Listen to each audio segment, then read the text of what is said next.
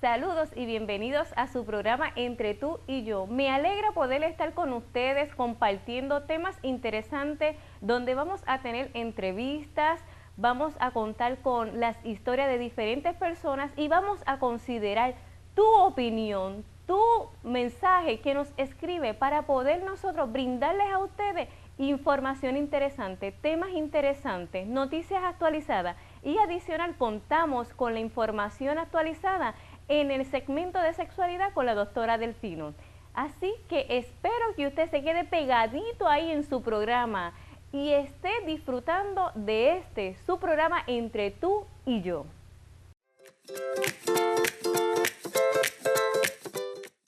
Sporting House, la casa de los deportes en Humacao.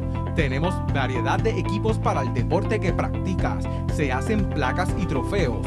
Estamos ubicados en la calle Miguel Casillas, número 60 en Humacao. Teléfono 787-478-7305. Sporting House, la casa del deporte. Saludos y bienvenidos a su programa Entre tú y yo. Quien les habla es la doctora Ibelis López y hoy me acompaña la licenciada Yarelis Riveras, nutricionista, y la señora Debra Feliciano Ledén. Saludos. Saludos. Saludos. ¿Cómo está, doctora? Muy bien, y ustedes, me alegro tenerlas aquí una vez más en su programa Entre tú y yo. El tema que hemos elegido durante el día de hoy es la nutrición, porque ya que estamos en una temporada de Navidad y cada vez que visitamos a nuestros seres queridos, disfrutamos de las fiestas, estamos en diferentes momentos, ¿verdad? En este mes de diciembre y enero, llegamos a las casas de los familiares o donde se da la actividad y vemos que hay una exquisita y variada cena, variada comida, variado dulce, alcohol, coquito, hay muchas cosas que uno para elegir, ¿verdad? Pero entonces nos hacemos la siguiente pregunta: ¿esto que consumimos en esta época es tener una alimentación balanceada? ¿Es nosotros tener una buena nutrición?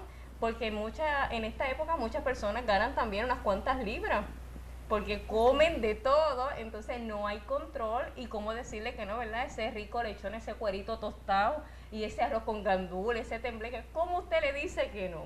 Pero antes de entrar en todo esto, quiero comenzar con que la licenciada Yarelis Rivera nos defina qué es una alimentación balanceada. Pues básicamente una alimentación balanceada es eso mismo, balancear entre todo lo que las alternativas que tenemos. No todo el mundo tiene, ¿verdad?, todas las alternativas posibles de alimentos enfrente de su mesa, pero dentro de lo que yo tengo, dentro de mis posibilidades, poder seleccionar un poco de todo para entonces así balancear las calorías, que entonces no me ceda en azúcares, no me ceda en grasas, no me ceda en sal, no me ceda, ¿verdad?, en ninguno de los alimentos, para así balancear y así nutrirme adecuadamente. Últimamente hemos visto que ha habido un cambio, una modificación. Antes era una pirámide, ahora es un plato. ¿Esto por qué? ¿Y cómo ahora se divide en la selección o cómo es que está dividido en realidad el asunto de una alimentación balanceada? Pues básicamente esto se dirige a que sea más fácil, tanto para el consumidor poder entender cómo es lo que debemos consumir, porque, ¿verdad?, una de las cosas que decían era, está esa pirámide, cuáles son las cantidades, pues no, pues ya lo llevamos al plato. Para un adulto, ¿verdad?, entre las edades aproximadas de 25 a 45 años de edad, sin ninguna condición de salud, tenemos el plato de 9 pulgadas, que ese es el plato típico, ¿verdad?, que utilizamos. Lo vamos a dividir en 4, con un poco más grande el de los vegetales y un poco más grande el de los carbohidratos, para entonces que nos quepan las proteínas, las frutas, los vegetales y los carbohidratos entonces en ese plato de 9 pulgadas. ¿Qué son los carbohidratos? ¿Qué son las proteínas? Probablemente la gente que nos está escuchando dice, bueno, ella puede identificar claramente lo que son carbohidratos, qué son proteínas, pero nosotros no. ¿Qué son los carbohidratos y qué son las proteínas? Pues los carbohidratos componen los arroces, las pastas, las viandas, ¿verdad? Los vegetales que nosotros no consideramos vegetales por el alto contenido de almidón, que es como el maíz, que aunque nosotros, ¿verdad?, como puertorriqueños lo vemos con vegetales, pero entonces nutricionalmente se catalogan como carbohidratos, las proteínas, ¿verdad?, lo que llamamos carne, y ahí podemos entrar en el componente de las habichuelas. Si no consumen proteínas, pues podemos utilizar las habichuelas como proteínas. Los vegetales, pues hablamos de la lechuga, el tomate y los brócolis y eso, y entonces pues las frutas como típicamente entonces las conocemos. Y el plato para el adolescente, ¿cuál es el tamaño? ¿Cómo son esas porciones?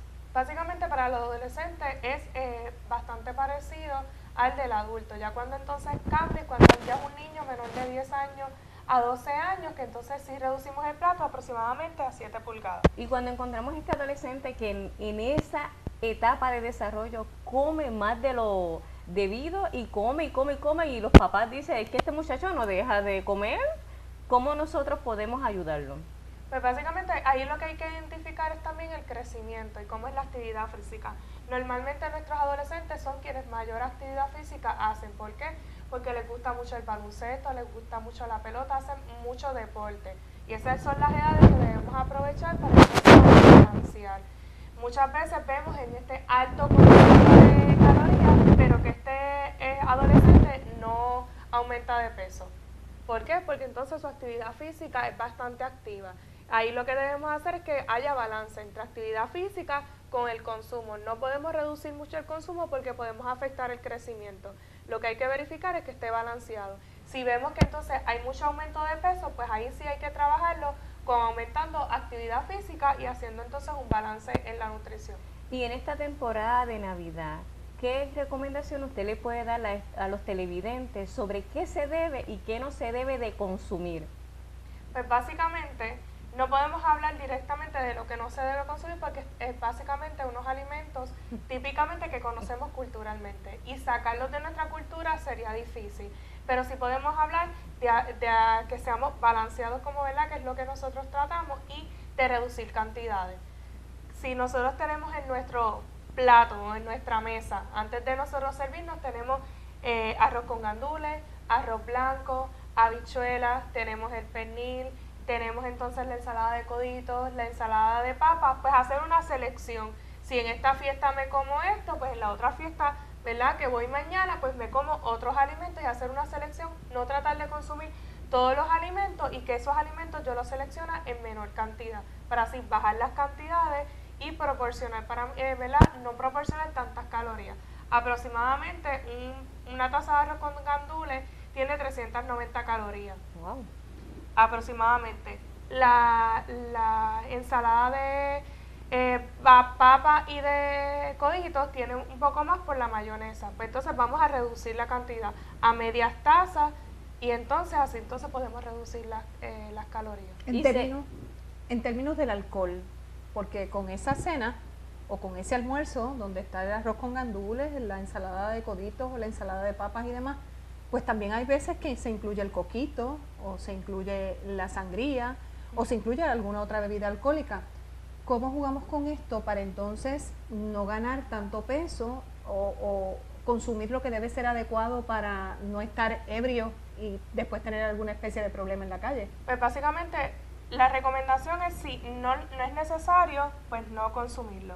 Pero, ¿verdad?, si lo vamos a consumir, que sea un trago, nada más, y entonces tratar entonces o reducimos de igual manera el postre o eliminamos el postre y lo cambiamos entonces por la bebida alcohólica. Por eso dije, en esta fiesta me como y en esta otra pues trato de comerme otras cositas que voy mañana, y así pruebo de todo en la Navidad, en todas las fiestas entonces en las que participo, para así reducir las cantidades. Sobre todo el consumo de alcohol, sabemos la alta incidencia de accidentes que tenemos, sobre todo en esta época de Navidad. Así que vamos a tratar entonces de reducirlo, no solo por el bien de nuestra nutrición, porque, ¿verdad?, de nuestra salud, reducimos las azúcares, porque el alcohol es bien alto en azúcares, o sea, reducimos las azúcares, plus reducimos el riesgo de que nos emborrachemos, porque nuestra cultura no nos lleva a que nos tomemos un trago, nos lleva a que sigamos consumiendo alcohol.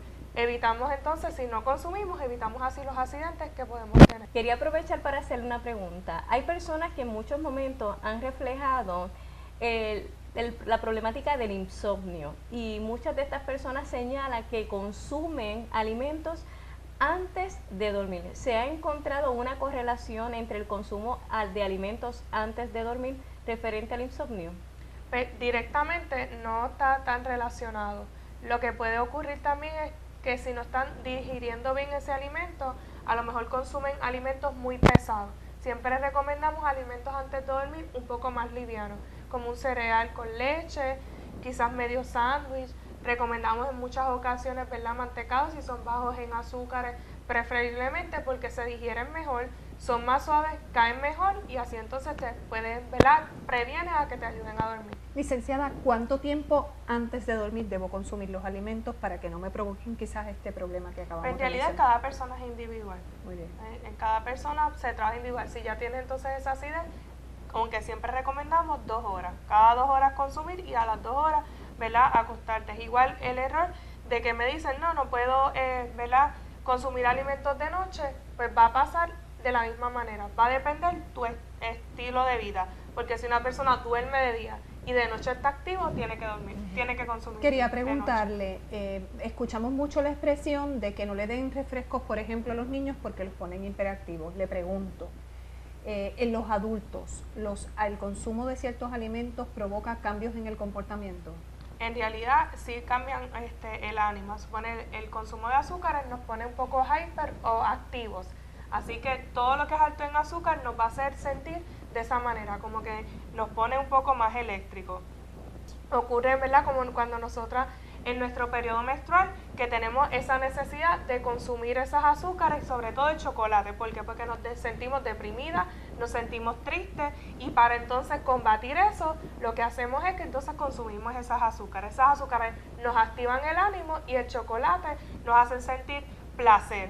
Así que lo invertimos de esa manera. Qué interesante, es muy interesante este tema que hemos estado discutiendo durante el día de hoy, que es la alimentación balanceada, y quiero agradecerle a usted la oportunidad de haber estado aquí con nosotros en nuestro segmento Entre tú y yo, y el disfrutar de este tema es como que algo exquisito, porque estamos en Navidad, donde la comida es tan rica, donde comer es un placer, y como yo decirle que no, si yo visito a Debra y Debra tiene un pernil asado con unos chicharrones bien ricos y un cuerito, ¿cómo yo decirle que no lo voy a comer? Así que no podemos comer tanto azúcar tampoco, porque nos ponemos hiperactivos durante esta época. Eso es muy cierto. Eso es lo que ocurre con el alcohol muchas veces, que entonces nos ponemos hiperactivos, pero cuando baja esa sensación, hace todo lo contrario, que entonces nos duerme.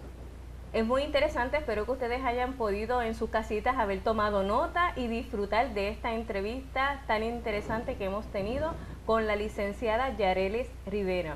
Así que no me queda tiempo para más y los dejo para entrar en el próximo segmento. Hasta la próxima.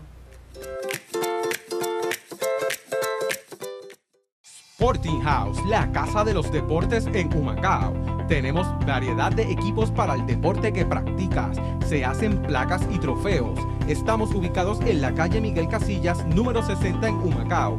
Teléfono 787-478-7305. Sporting House, la casa del deporte.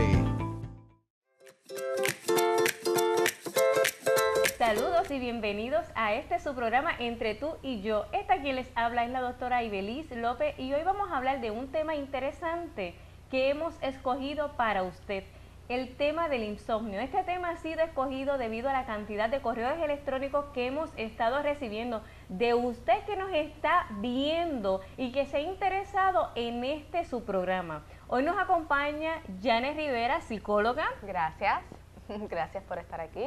Y es interesante que, verdad, como está diciendo doctora, que en muchas ocasiones en esta época navideña padecemos mucho de insomnio, no tanto en la época navideña, ¿verdad? Porque es algo que nos puede dar en cualquier tipo de momento, ya que existen dos tipos de insomnio, que está el insomnio primario y el insomnio secundario, que precisamente estamos dialogando ahorita, que el primario se refiere al insomnio que es causado, ¿verdad?, por un tipo de condición ya física o mental, y el segundo, que es el secundario, que es el insomnio que nos puede dar ya tipo por una preocupación, como muy bien estuvieron hablando ahorita, velita por comer, la alimentación, la nutrición, que eso va a variar de la persona. ¿Cuál es el más común? Bueno, eso depende del tipo de persona, ¿verdad? Pero por lo regular casi siempre nos vienen a la verdad, las oficinas, es por el secundario debido por un estrés, una ansiedad, una preocupación que tienen, un dolor, una pérdida. Eso va a variar de persona, pero el más común, por lo menos lo que viene a refieren a nosotros, es el secundario, que es por ese tipo, ¿verdad?, aislado de un estresor fuera. Debra, y es muy cierto, como dice Jane, este insomnio secundario donde yo de repente me acaban de dar una noticia que me quedé sin empleo, esta persona comienza a desarrollar ese patrón de insomnio. Se me falleció un familiar, comienzo a tener un patrón de insomnio. Tengo mañana que ir a la corte o al tribunal a representar o a ser de jurado. Esta persona comienza a tener unos problemas en los patrones de sueño. Así que hay unas cuantas recomendaciones que se hacen para que usted pueda trabajar con lo que es el insomnio. Entre estas recomendaciones, una de las que se comienza a brindar es que usted no utilice la cama como un lugar para trabajar. Solo la cama y el cuarto se utiliza para dormir. Una vez yo acondiciono la mente de que mi habitación es única y exclusivamente para dormir, ya yo comienzo a sentirme más cómoda y comienzo a ver la cama como un lugar relajante para comenzar a descansar. Otra recomendación que se da es que usted se dé un baño con agua caliente, que se ponga ropa ligera, que acondicione esta habitación ya sea con una velita, con un olor, con un incienso, porque así también yo voy de una forma más relajada a este proceso de comenzar a conciliar el sueño. Ustedes dos que atienden pacientes en el Centro Psicológico Hilo, la mayor parte de los pacientes que llegan allí con esta condición de insomnio es provocado básicamente por la segunda, mencionaste ahorita, ¿verdad, Janet? Es correcto. ¿A los niños le da insomnio? Sí, le puede dar insomnio también, debido a que los niños también padecen de lo que es ansiedad y también estresores, ya sea en la escuela, una separación de padres, era una situación que los niños también estén pasando en esos momentos, también cambios fisiológicos le pueden provocar este tipo de condición.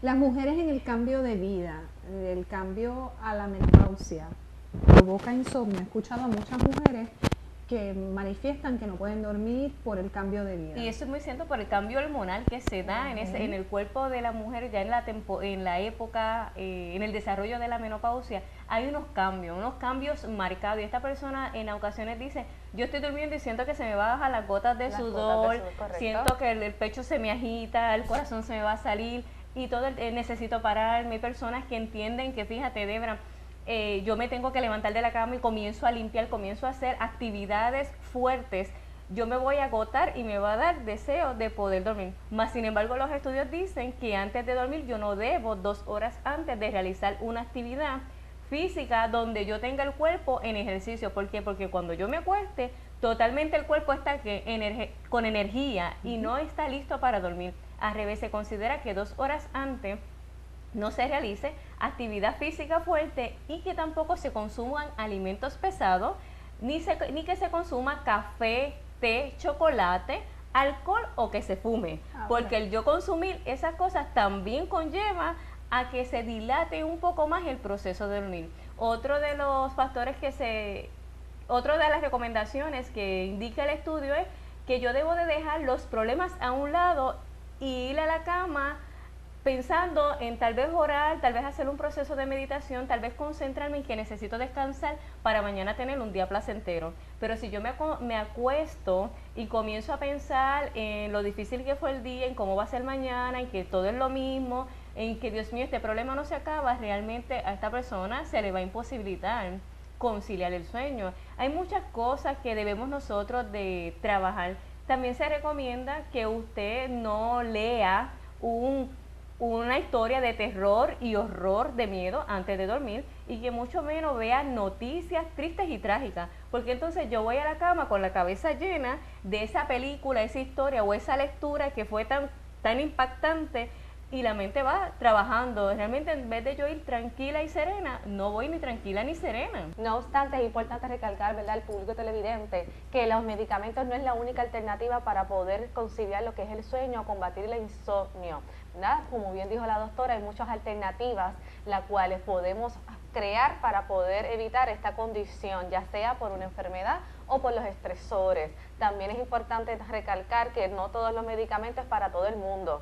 Tal vez a algunos sí les funciona, a otros no. Eso depende de su médico primario, que le puede entonces recomendar según su condición, según su historial, cuál es el mejor medicamento para usted, porque por lo regular los puertorriqueños siempre decimos, oye, no puedo dormir, pero yo tengo este medicamento, a mí me funciona, pues te lo voy a dar. No necesariamente, hay que tener cuidado con eso, ¿verdad? Porque cada condición y cada cuerpo y sistema es diferente. Así que en estas navidades tenemos que tener ojo.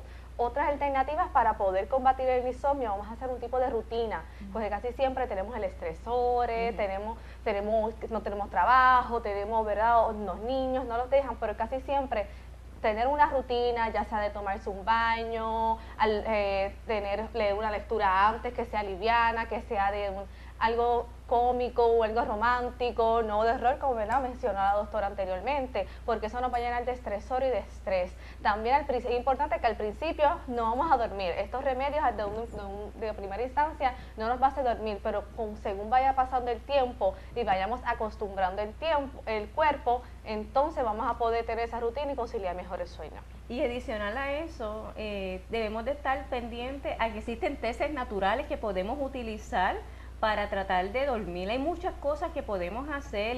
Cuando usted está hablando de la rutina, es bien importante que le expliquemos al público que establecer una rutina es que todos los días hagamos lo mismo por más de 21 días, porque si usted lo hace por 3, 4 días y entiende que no duerme, usted desiste, pero eso no es una rutina. Hay que ser consistente, es correcto. Hay que ser consistente y que se haga todo el tiempo lo mismo y a la misma hora. Si nos comenzamos a adaptar a dormir a las 9 de la noche, tenemos que dormir a las 9 de la noche por más de 21 días, lo que el cuerpo se adapta y se acopla a esa nueva rutina. Existe una gran variedad de tratamientos que se dan a nivel de psicoterapia, como está el tratamiento cognitivo-conductual, donde se le explica a usted diferentes alternativas para trabajar con el proceso del insomnio. Bueno, hemos conocido un poco, ¿verdad?, de los tipos de insomnio. No sabía que existían 2 tipos de insomnio, tampoco sabía que en los niños también podía haber esta problemática. Así que ya hemos escuchado las recomendaciones que han ofrecido las doctoras, porque se pueden tener alternativas para corregir esta problemática y que tengamos todos un buen sueño. Vamos a la pausa y en breve regresamos con el próximo segmento.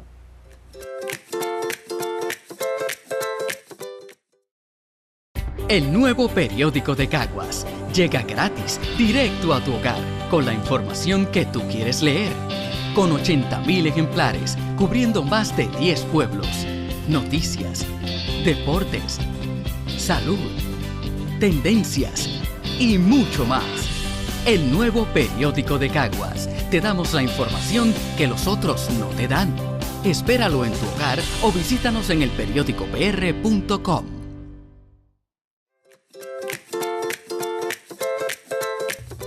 Hola amigos y amigas, bienvenidos al primer programa de difusión, orientación y educación sexual de la televisión puertorriqueña, Sexo, Erotismo y Más. Les saluda la doctora Lidia Delfino Testamarc, médica, sexóloga clínica y experta en pareja. En el día de hoy voy a hablar de algo muy interesante, que debido a que tenemos una población de envejecientes importante en nuestra isla, es de sumo interés que se puedan educar y orientar en este tema tan interesante como es la sexualidad en la vejez. Las relaciones sexuales suelen considerarse como una actividad propia de personas sanas, musculosas, con mucho atractivo físico y principalmente una función procreativa. De hecho, la mayoría de los medios de comunicación, tales como la televisión, la prensa, las películas pornográficas, etc., destacan la belleza y la sexualidad dentro de los mitos populares. Las relaciones sexuales entre las personas ancianas son mal vistas o nada agradables.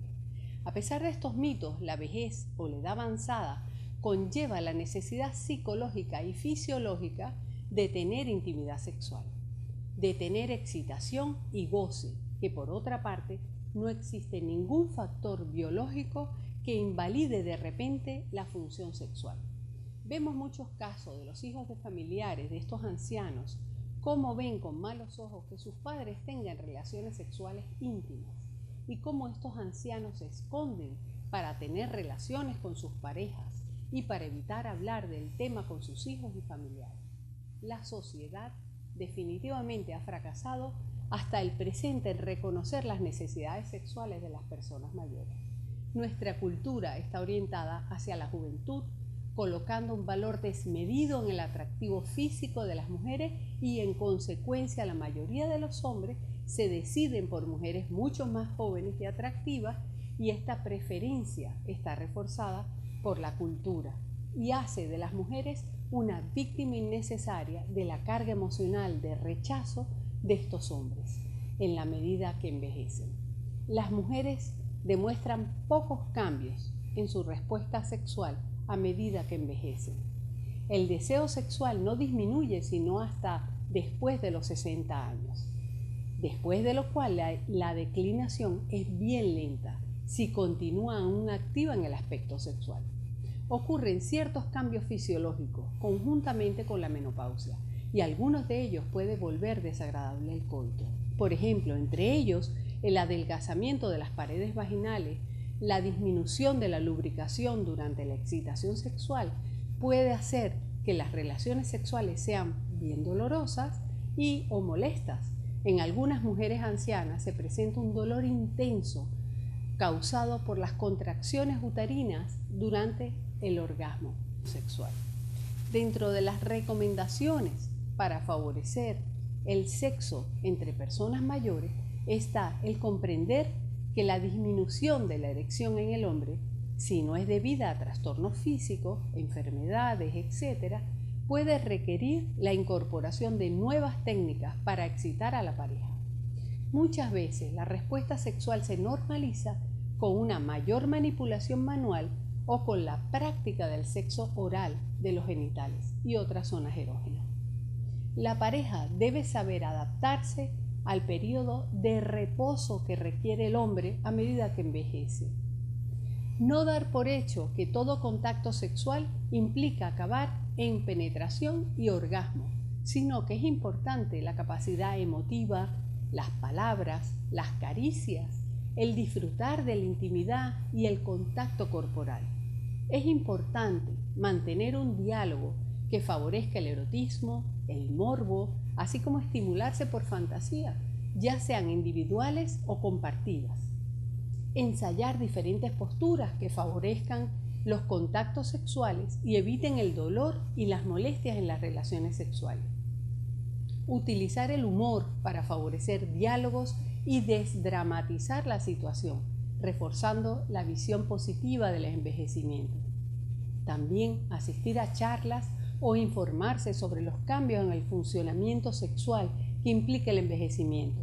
En líneas generales, como apenas se imparten enseñanzas ni se prepara a las personas de edad, no es sorprendente que mucha gente carezca de esta información sobre los cambios naturales, fisiológicos, que afectan a su función sexual, pasados los 60 o los 70 años.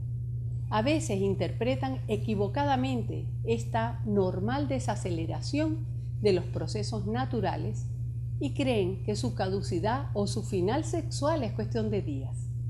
Conviene facilitar asesoramiento a gente de mediana edad y personas mayores al respecto.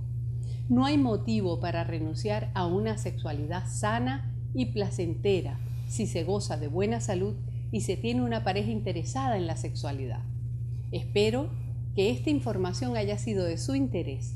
Envíe sus preguntas y comentarios al siguiente email, sexóloga1@hotmail.com, y para citas tengo oficinas en San Juan, Caguas, Ponce, y puede llamar al teléfono 587-3456. Hasta pronto y los espero la próxima semana. Bye bye. Gracias por acompañarnos en su programa Entre tú y yo. Recuerde que nos puede comunicarse al 787-930-3144 o nos puedes escribir al correo que aparece en pantalla. Para nosotros es importante tus comentarios y recomendaciones, así que los esperamos la próxima semana. Que pasen excelente día. Hasta la próxima.